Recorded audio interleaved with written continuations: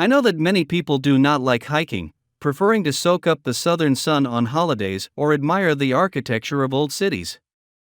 But for me, there is nothing better than to go deep into the taiga with a tent. To a place where you can't even catch a mobile connection for days. As the head of an IT company, such an extreme vacation gives me the opportunity to hide from civilization and the problems associated with it for a while. I climbed the forests in the vicinity of my city up and down and felt that I needed new impressions, a cardinal change of the picture. And suddenly it dawned on me, Vasyugan marshes. Yes, in Siberia, even swamps can be a tourist attraction. After all, these are the largest swamps on the planet, claiming to be included in UNESCO.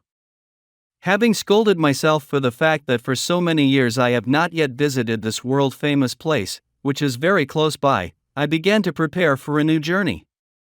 Of course, this outing promised to be more difficult than all the previous ones.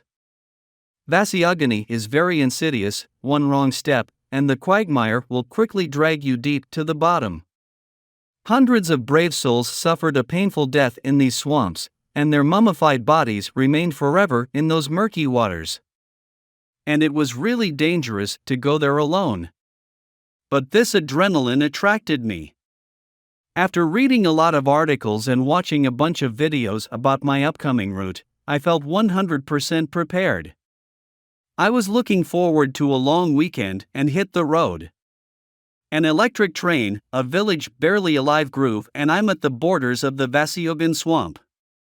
I got there in the evening, but I had a couple of hours left before sunset, and I went for a walk.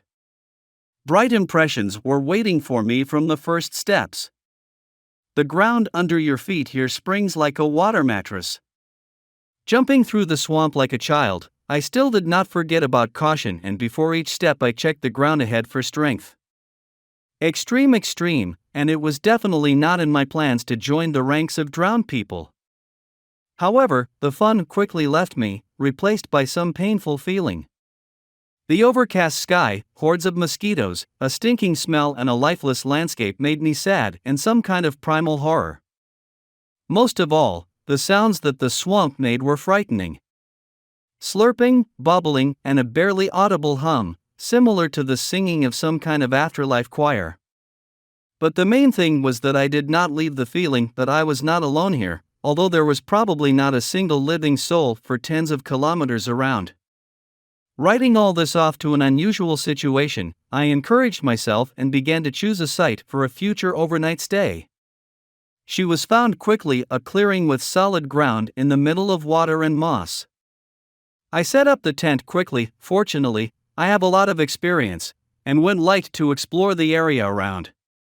Walking carefully on the springy surface, I again felt uncomfortable, as if someone was looking after me and chasing me. Instinctively, I kept looking around and listening. Suddenly something happened that simply does not fit into any framework of common sense. Behind him, the silence was cut by the ringing laughter of children. I turned around sharply, but I didn't see a single human figure up to the horizon. Probably, the birds here are screaming like that. There are a lot of unusual animals on Vasyugan, I said out loud, trying to calm myself down. But just a couple of steps later I heard the same voice again, which now clearly shouted, "Hello." I instantly turned around, and again there was no one, but in the place from where I was called, and large circles were spreading across the water, as if someone had just disappeared into it with his head. I felt quite uncomfortable, but I still tried to find a rational explanation. Like, I inhaled swamp gases, so I was overcome by hallucinations.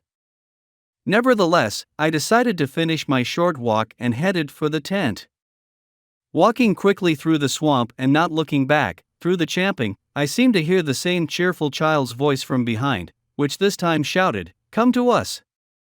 Climbing into the tent and closing the fabric door, I felt calmer. Now it was just necessary to fall asleep as soon as possible, and in the morning this nonsense would stop imagining. But I was not destined to sleep that night. Wrapping myself more comfortably in a sleeping bag, I tried to distract myself from gloomy thoughts and think that tomorrow at dawn I would wake up and laugh at my fears today. The dream did come soon, but not at all the way I would have liked. In a dream, I found myself in the same swamp, except that I myself was still a child, a thin, ungainly boy. I felt fear and loneliness, called for help, turned around in search of at least someone. Suddenly I heard my mother's voice from behind, "Come to us." I turned around and really saw my mother and father, still very young. They smiled warmly and opened their arms for hugs. Incredibly overjoyed, I ran to them, also holding out my hands. My parents hugged me and squeezed me tightly, but soon I felt that something was wrong. Continuing to hold me tightly by the shoulders and neck, my parents pulled me to the ground, or rather, to the quagmire. Here my feet are already completely in the viscous muck. I asked my dad and mom to help, but they only pushed me deeper into this abyss, not giving me anything to cling to. The smiles do not leave their faces, but they become more and more malicious, turning into an inhuman grimace. As a result, I hide in the bog with my head and stop breathing.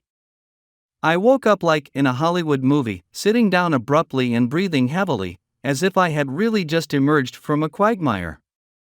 After catching my breath and realizing that this was just a nightmare, I tried to fall asleep again, but as soon as I closed my eyes, terrifying grimaces appeared on the faces of those whom I considered my parents, and a cold swamp pulling me to the bottom. In general, as you know, I didn't really manage to sleep that night.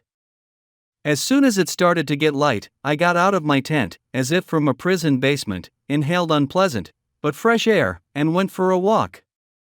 The day was bright and sunny, no more visions and nightmares tormented me, and I really began to laugh at how I ran away from a fictional ghost yesterday. That's just closer to sunset, some kind of devilry began to happen again. At first I began to notice someone's footsteps right behind me.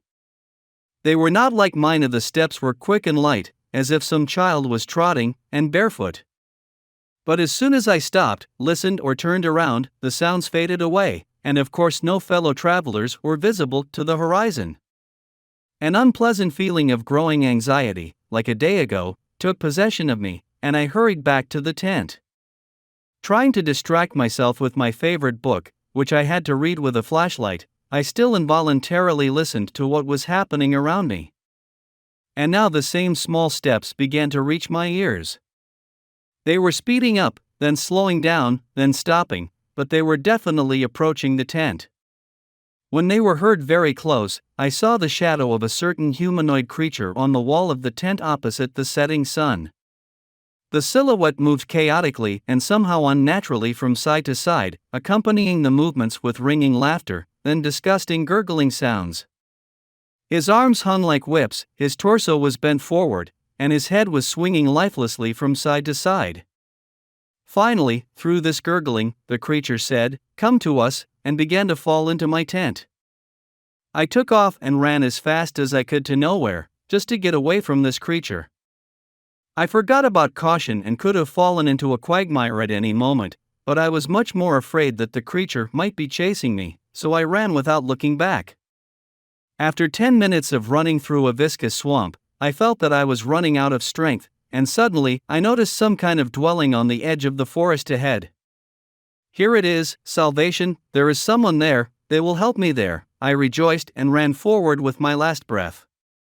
But what I saw plunged me into shock and despair. It was my own tent. By all the laws of physics, there was no way I could return to my former place, but the fact remained. Meanwhile, it was rapidly getting dark, and the darkness in the swamps was so thick that it was impossible to see anything even 5 meters in front of you. I had no choice but to return to the tent and wait in fear for the dawn.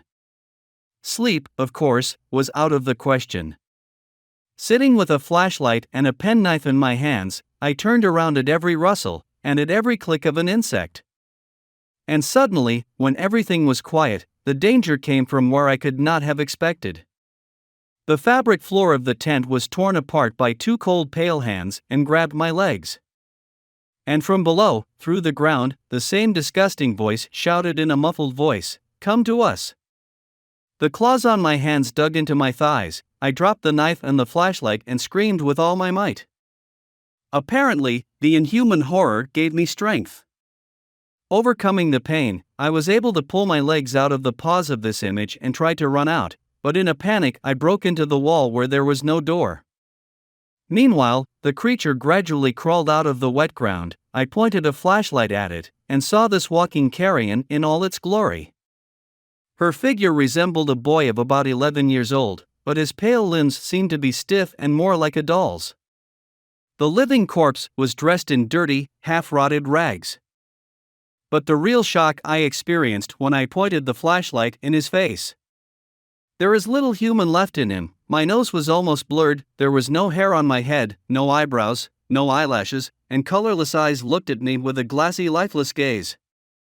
The mouth periodically made some sounds, there was laughter, then gurgling, as if someone was washing his throat, then unrelated words, but there was no semblance of any facial expressions on the dead face. When the otherworldly creature moved towards me, I was able to pull myself together for a moment, grabbed a knife from the floor, cut the tent wall with it, and jumped out into the darkness. I couldn't run because of the deep scratches, but because if I could crawl on my hands through the swamp, sometimes falling face first into the stinking water. Eerie sounds were approaching from behind, and in desperation I shouted, "What do you want from me? I will never come to your swamps again. Never." Having spent the last of my strength on screaming, I lost consciousness. I woke up from the blinding morning sun. At first I wanted to believe that it was all a nightmare, but 5 scratches on each leg and a split tent a few meters away proved the opposite to me. With great difficulty, leaning on 2 sticks and overcoming the pain, I got to the nearest bus stop and went home, leaving all my camping equipment in that cursed clearing. Passengers, seeing me dirty and bloody, asked what happened to me, offered help. But I just stared at one point, trying to digest these terrifying night events. And then, through a trance, I heard an old man on the bus start talking, looking at me. Yes, it was Alyoshenka who scared him.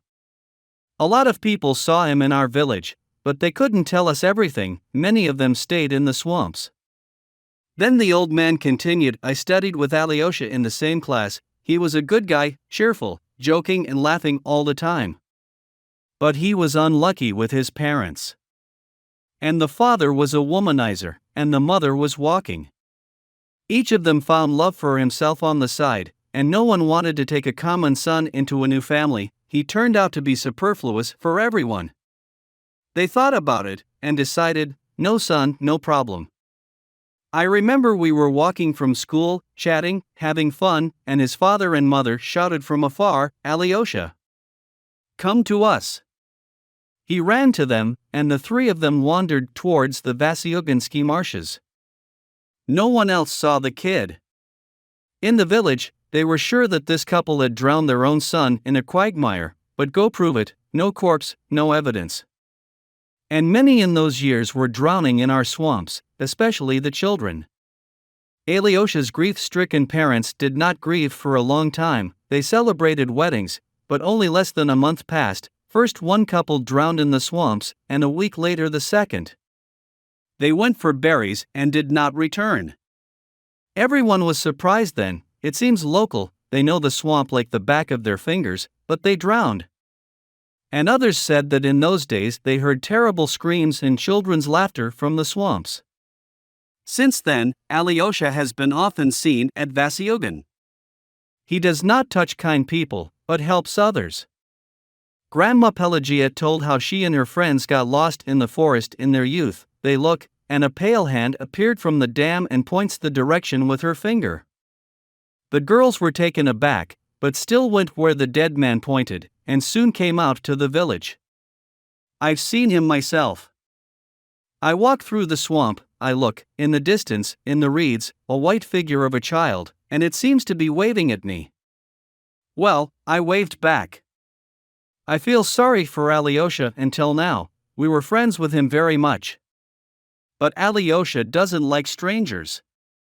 He does not want to arrange a passage yard from the Vasyugan marshes, otherwise in recent years tourists from all nearby cities have reached out to us. He'll scare someone and let them go, like this poor guy, and he'll drag someone to the bottom so that others won't be offended. The old man's story only increased my horror of what I had experienced over the past 2 days. I could not get out of this state for a long time, even when I returned home. And now, one thing I know for sure, I will never return to this damn swamp again.